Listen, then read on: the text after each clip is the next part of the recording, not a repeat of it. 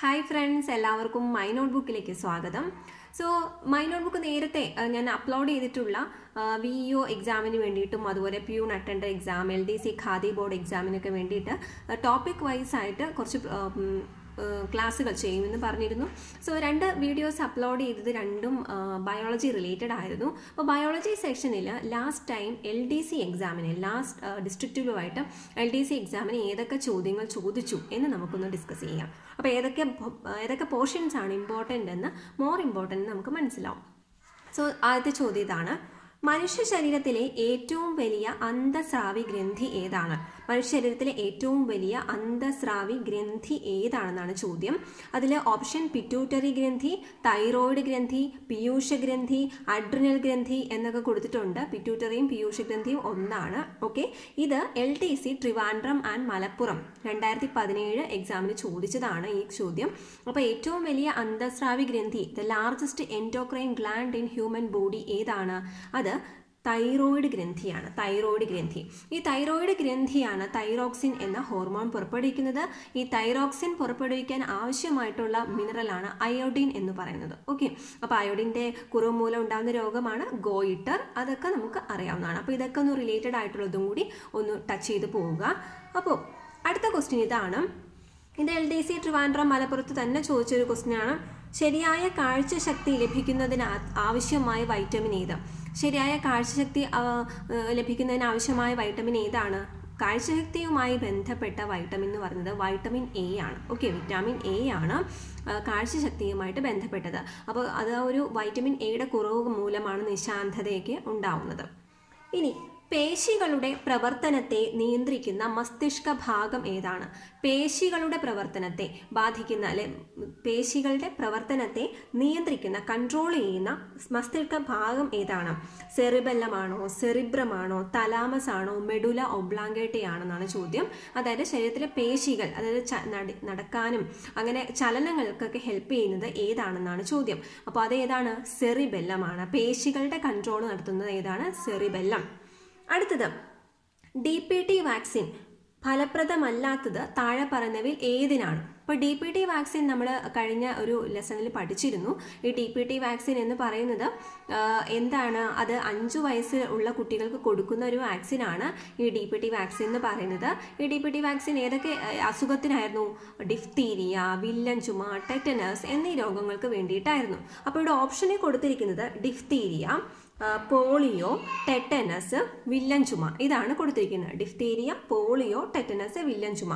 അപ്പോൾ DPT vaccine ഫലപ്രദമല്ലാത്തത് ഏതിനാണ്? പോളിയോയ്ക്കാണ്. Polio. അടുത്ത question ആണ്: പേപ്പട്ടി വിഷബാധയ്ക്കെതിരെ ആദ്യത്തെ വാക്സിൻ വികസിപ്പിച്ചെടുത്ത ശാസ്ത്രജ്ഞൻ ആര്? പേപ്പട്ടി വിഷബാധയ്ക്കെതിരെ ആദ്യമായിട്ട് വാക്സിൻ വികസിപ്പിച്ചെടുത്തത് ആരാണ്? അപ്പോൾ ആന്ത്രാക്സ് വാക്സിനൊക്കെ വികസിപ്പിച്ചത് അദ്ദേഹം തന്നെയാണ്. ആരാണത്? Louis Pasteur. ലൂയി പാസ്ചർ ആണ് പേപ്പട്ടി വിഷബാധയ്ക്കെതിരെ ആദ്യത്തെ വാക്സിൻ വികസിപ്പിച്ചെടുത്ത ശാസ്ത്രജ്ഞൻ. അടുത്തത്, മനുഷ്യന്റെ കണ്ണിലെ ലെൻസിന് പ്രകാശം കടത്തിവിടാനുള്ള കഴിവ്, അതായത് അതാര്യമായി പോവുക. സുതാര്യമായത് തന്നെയാണ് പ്രകാശത്തിനെ കടത്തിവിടാൻ സാധിക്കുകയുള്ളൂ. അപ്പോൾ കണ്ണിന്റെ ലെൻസ് എന്ന് പറഞ്ഞാൽ എന്തായി മാറുന്നു? അതാര്യമായി പോകുന്നു. അതായത് മനുഷ്യന്റെ കണ്ണിലെ ലെൻസിന് പ്രകാശത്തെ കടത്തിവിടാനുള്ള കഴിവ് നഷ്ടപ്പെടുന്നത് കൊണ്ടുണ്ടാവുന്ന രോഗം ഏതാണ്? തിമിരം, ഗ്ലോക്കോമ, ദീർഘദൃഷ്ടി, വർണ്ണാന്ധത എന്നിവയാണ് കൊടുത്തിരുന്നത്. വർണ്ണാന്ധത എന്ന് വെച്ചാൽ കളർ ബ്ലൈൻഡ്നെസ്. ഓക്കെ, തിമിരം, ഗ്ലോക്കോമ, അതുപോലെ വർണ്ണാന്ധത, പിന്നെ ഇതായിരുന്നു ദീർഘദൃഷ്ടി. ഇത്രയാണ് കൊടുത്തിരിക്കുന്നത്. ഇതിലേതാണ് പ്രകാശം കടത്തിവിടാനുള്ള കഴിവ് നഷ്ടപ്പെടുന്നത് മൂലം ഉണ്ടാകുന്ന രോഗം എന്ന് പറയുന്നത്? തിമിരമാണ്. തിമിരം. ഇപ്പോൾ വയസ്സാവുന്ന ആളുകൾക്കാണ് ഈ തിമിരത്തിൻ്റെ പ്രോബ്ലംസ് ഉണ്ടാവുന്നത്. അതിൻ്റെ സർജറി ചെയ്ത് കഴിയുമ്പോഴാണത് കറക്റ്റ് ചെയ്യുന്നത്. അടുത്ത ചോദ്യം: രോഗപ്രതിരോധ ശേഷി നൽകുന്ന രക്തത്തിലെ പ്രധാന ഘടകം ഏതാണ്? രോഗപ്രതിരോധ ശേഷി നൽകുന്ന രക്തത്തിലെ പ്രധാന ഘടകം. അപ്പോൾ രക്തത്തിലുള്ള പ്രധാന ഘടകങ്ങൾ നമുക്ക് അറിയാവുന്നതാണ്. അതിൽ ഓപ്ഷനിൽ കൊടുത്തിരിക്കുന്നത് ചുവന്ന രക്താണുക്കൾ, പ്ലേറ്റ്ലെറ്റുകൾ, കൊളസ്റ്റിറോൾ, ശ്വേതരക്താണുക്കൾ. ഓക്കെ, ഇതിൽ ഏതാണ് രോഗപ്രതിരോധ ശക്തി നൽകുന്നത്? രോഗപ്രതിരോധ ശക്തി. ശ്വേതരക്താണുക്കൾ എന്ന് വെച്ചാൽ എന്താണ്? WBC അല്ലെങ്കിൽ white blood cell. White blood cells ആണ് ശ്വേതരക്താണുക്കൾ. വൈറ്റിന് ശ്വേതമെന്ന് പറയൂലോ. ദെൻ ചുവന്ന രക്താണുക്കൾ പിന്നെ ചുവന്ന രക്താണുക്കൾ കൊടുത്തിട്ടുണ്ട്, അതാണ് RBC, റെഡ് ബ്ലഡ് സെൽസ് എന്ന് പറയുന്നത്. പിന്നെ പ്ലേറ്റ്ലെറ്റുകൾ കൊടുത്തിട്ടുണ്ട്. ഓക്കെ, അപ്പോൾ ഇതിൽ രോഗപ്രതിരോധ ശക്തി നൽകുന്ന രക്തത്തിന്റെ പ്രധാന ഘടകം ഏതാണ്? ശ്വേത രക്താണുക്കളാണ്. ഏതാണ്? ശ്വേത രക്താണുക്കൾ, വൈറ്റ് ബ്ലഡ് സെൽസ് ആണ്. ഇനി ഗോയിറ്റർ എന്ന രോഗം ഏത് ഗ്രന്ഥിയാണ് ബാധിക്കുന്നത്? ഇപ്പം ഞാൻ പറഞ്ഞ എല്ലാ ക്വസ്റ്റ്യൻസും തന്നെ LDC ട്രിവാൻഡ്രം മലപ്പുറം ഭാഗത്ത് ചോദിച്ചതാണ്. 1 സെക്കൻഡ്. അപ്പം അടുത്ത ചോദ്യം ഇതാണ്, ഗോയിറ്റർ എന്ന രോഗം ഏത് ഗ്രന്ഥിയാണ് ബാധിക്കുന്നത്? പീയൂഷ ഗ്രന്ഥി, തൈറോയിഡ് ഗ്രന്ഥി, തൈമസ് ഗ്രന്ഥി, ആഗ്നേയ ഗ്രന്ഥി എന്നിവയാണ് കൊടുത്തിരിക്കുന്നത്. ഏതാണ് ഗോയിറ്റർ ബാധിക്കുന്നത്? നമ്മൾ കുറച്ചു മുമ്പ് പറഞ്ഞതാണ് തൈറോയിഡ് ഗ്രന്ഥി. ഏറ്റവും വലിയ അന്തസ്രാവി ഗ്രന്ഥിയാണ് തൈറോയിഡ് ഗ്രന്ഥി എന്ന് പറഞ്ഞാൽ അതിനെയാണ് ഗോയിറ്റർ രോഗം ബാധിക്കുന്നത്. കാരണം ഈ തൈറോയിഡ് ഗ്രന്ഥി സ്രവിക്കുന്ന ഹോർമോണാണ് തൈറോക്സിൻ. തൈറോക്സിൻ സ്രവിക്കണമെങ്കിൽ അതിന് വേണ്ടിയിട്ടുള്ള മിനറലാണ് അയോഡിൻ എന്ന് പറയുന്നത്. അയോഡിൻ്റെ കുറവ് മൂലമാണ് ഗോയിറ്റർ ഉണ്ടാകുന്നത്. ഈ ഒരു ചോദ്യം Ernakulam LD clerk exam, Ernakulam Kannur LD clerk എക്സാമിന് വേണ്ടിയിട്ട് ചോദിച്ചതായിരുന്നു.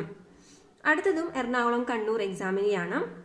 വനനശീകരണം, വ്യവസായവൽക്കരണം എന്നിവ മൂലം കാർബൺ ഡൈ ഓക്സൈഡിന്റെ അളവ് കൂടുന്നത് മൂലം ഉണ്ടാവുന്ന പരിസ്ഥിതി പ്രശ്നം ഏതാണ്? അതായത് വനനശീകരണം, വ്യവസായവൽക്കരണം എന്നിവ മൂലം കാർബൺ ഡൈ ഓക്സൈഡിന്റെ അളവ് കൂടുന്നു. ഓക്കെ, അങ്ങനെ ഉണ്ടാവുന്ന പരിസ്ഥിതി പ്രശ്നം എന്താണ്? ആഗോളതാപനം, കാലാവസ്ഥാ വ്യതിയാനം, അതുപോലെ ജലദൗർലഭ്യം, കൃഷിനാശം. ഏതാണ്? അപ്പോൾ ഇതിൽ വരുന്നത് ഉണ്ടാവുന്ന പരിസ്ഥിതി പ്രശ്നം എന്ന് പറയുന്നത് ഗ്ലോബൽ വാർമിംഗ് അല്ലെങ്കിൽ ആഗോള താപനമാണ്. ആഗോള താപനം. അടുത്ത ക്വസ്റ്റ്യൻ ഇതായിരുന്നു, ഓങ്കോളജി ഏത് രോഗവുമായി ബന്ധപ്പെട്ട ചികിത്സയാണ്? അപ്പോൾ നമുക്ക് മനസ്സിലായി ഓരോ രോഗത്തിനുള്ള ചികിത്സകളുടെ പേര് കൂടി നമ്മൾ പഠിക്കണം. അപ്പോൾ ഓങ്കോളജി എന്ന് പറയുന്ന എന്തിൻ്റെ ചികിത്സയാണ്? ഓപ്ഷനിൽ പിള്ളവാതം, ക്ഷയം, ക്യാൻസർ, ടെറ്റനസ് എന്നൊക്കെ കൊടുത്തിട്ടുണ്ട്. അപ്പോൾ നമുക്കറിയാം ഏത് രോഗത്തിൻ്റെ പ്രതിവിധിയാണ് അല്ലെ ഏത് രോഗത്തിൻ്റെ ചികിത്സയാണ് ഓങ്കോളജി എന്നറിയപ്പെടുന്നത്? ക്യാൻസർ ട്രീറ്റ്മെൻറ്റിനാണ് അങ്ങനെ പറയുന്നത്. അടുത്തത് വൈറ്റമിൻ ഡിയുടെ അഭാവം മൂലം ഉണ്ടാവുന്ന അപര്യാപ്തത രോഗം ഏതാണ്? വൈറ്റമിൻ ഡിയുടെ അഭാവം മൂലം ഉണ്ടാകുന്ന അപര്യാപ്തത രോഗം. അപ്പോൾ ഈ ഒരു വീഡിയോയ്ക്ക് ശേഷം ഞാൻ അപര്യാപ്ത രോഗങ്ങളെ കുറിച്ച് ഒരു വീഡിയോ ചെയ്യുന്നുണ്ട്, നിങ്ങൾക്കത് വാച്ച് ചെയ്യാവുന്നതാണ്.